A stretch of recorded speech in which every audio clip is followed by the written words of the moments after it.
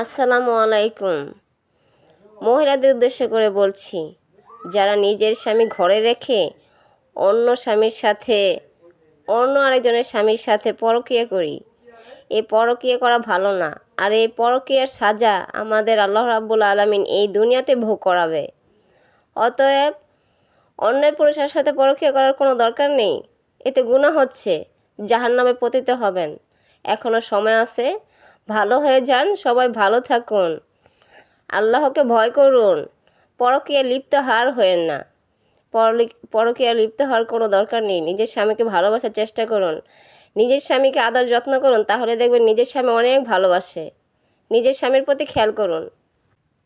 ভিডিওটি ভালো লাগলে ইসলামকে ভালোবেসে ভিডিওতে একটি লাইক, চ্যানেলটিতে একটি সাবস্ক্রাইব করে রাখুন। সবাই ভালো থাকুন, সুস্থ থাকুন। আল্লাহ হাফেজ।